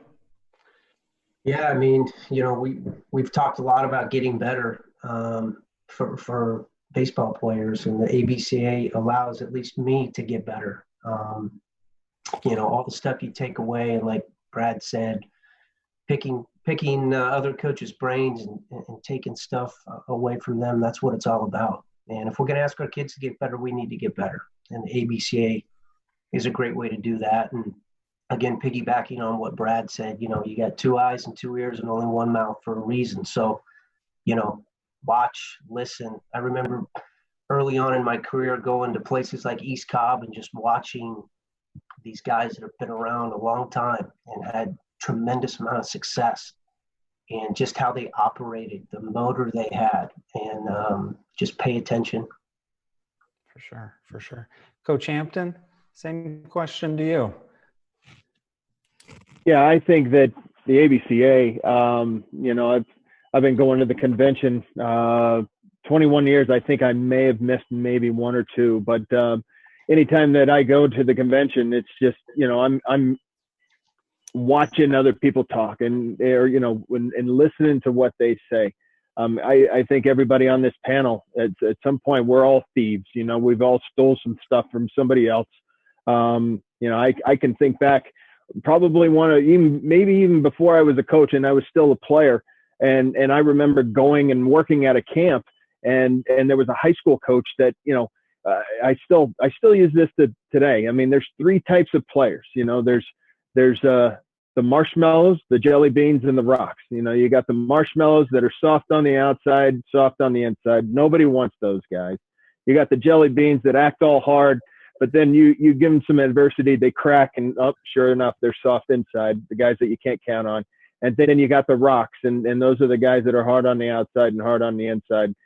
Every single one of the coaches here on this on this panel, I think, are looking for those guys. But we're all, the ABCA has helped me so much, and will continue to. I think we're all students here. Thank you. Smitty, what about you?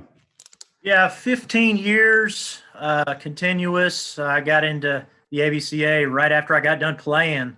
So what was that? I guess when I was 23, and going into the first convention, just realizing how much I didn't know about the game.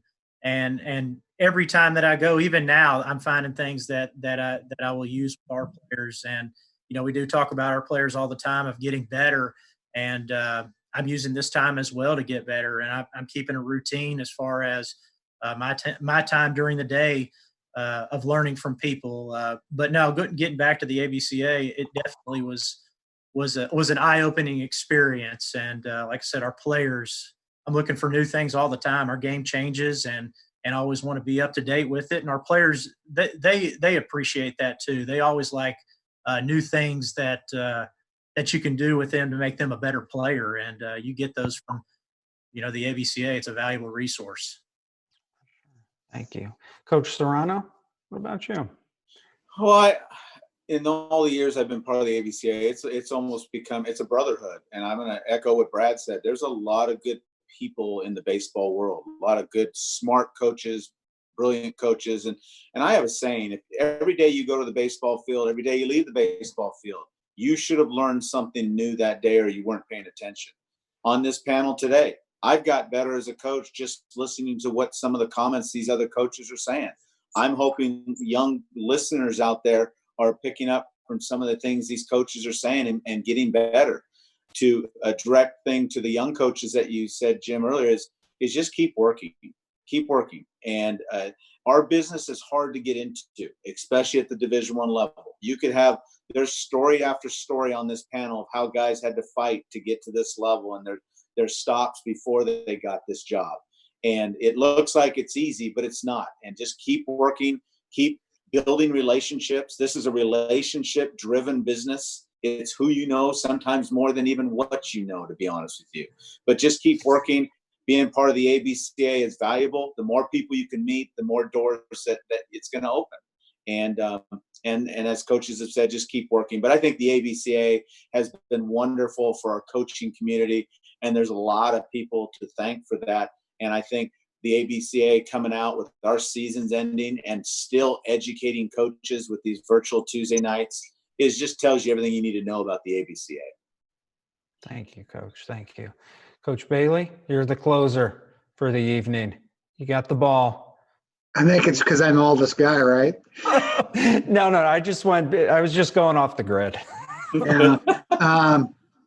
Man, I remember the first ABCA convention I went to, and I've been a member now for 30 years continuous. But Terry Porres, my mentor's a guy. When I was 28, he goes, "You need to get involved in the ABC." I had no idea what it was. And I went with him and another guy named Dale Stebbins, who was an older guy that was coaching at Mount Hood Community College, to my first ABCA convention. And just truly opened my eyes up. I know a lot of guys say, I always get a kick on people say they go to the ABCA to shop for jobs. I think that's just flat out 90% of it's not the truth. We go there to learn. And I hope I have a desire to learn until the day I die. But very fortunate, very blessed to be a part of this organization. I think you guys do a great job. And the thing that's gotten really cool about the ABCA, it's not just baseball. It's life stuff that you guys are bringing to the table now too. I mean, it's some of the last couple of years of conventions that other people that have talked about life type things, that is baseball is life. You can relate a lot of baseball things to life type stuff and adversity. And I think it's just been really neat to have people come on who are great motivators that aren't talking baseball specific stuff, but they're talking life skills type of things. So I want to thank you for that as well. Hey, it's our pleasure, gentlemen. Our goal is just to bring great minds together. Like we said at the opening of this, we bring great coaches together. We push all your brain cells into one little computer screen for a night. All of a sudden, we're starting to create new knowledge for coaches. The group is always going to be stronger than the individual. And when we can get good baseball guys together, we can make coaches better. We can make ourselves better. So thank you very much. Now we've definitely exceeded our time limit here. So that's going to be all the time we have for this evening, folks. I'd like to extend a huge thank you to our panelists, our production team, PAC Network, and our sponsor, Pocket Radar. These guys are the ones who make this happen. Without them, none of this is possible. If you missed something or clicked into the conversation a little late This episode will be available on demand within the Coaching Resource Library section of our website and our My ABCA mobile application. I should have it up there within 24 hours. I've mentioned in previous episodes, I have Spectrum Wi-Fi here in Summerfield, North Carolina, and Spectrum internet service. It's absolutely horrible. It's unreliable. I'm going to try to have it up there in 24 hours. If any of you know anybody at Spectrum, tell them to get their stuff together for us. I could have it up there in like 12 hours. Make sure to tune in next week as we'll discuss game management. This is all things and everything that goes into managing a baseball game. Situational management on defense, what you're looking for before games, how you're scouting during IO, BP, the whole 9 yards. It'll be with Coach John McCormack, Florida Atlantic University, Jim Penders, University of Connecticut, Jim Schlossnagel from TCU, Joe Urso, University of Tampa, and Larry Owens from Bellarmine University. On behalf of everyone here at the ABCA, our Board of Directors, Executive Committee, Craig Kylitz, John Litchfield, Juan Clark, Zach Hale, Matt West, Sarah Barlock, Ryan Brownlee, and Mike Odom, thank you and stay safe out there. Tonight's episode of ABCA At-Home Perspectives is made possible by Pocket Radar. Pocket Radar's smart coach app system, with its unique ability to automatically capture videos with embedded velocities, allows coaches to stay connected and work remotely with current players and new recruits. Their Bring Your Training Home initiative will provide education and resources, including webinars and a limited time discount to help players remotely train, develop, and be seen at home with video analysis tools. Check out their 2020 Expo Theater presentation located in the ABCA Video Library.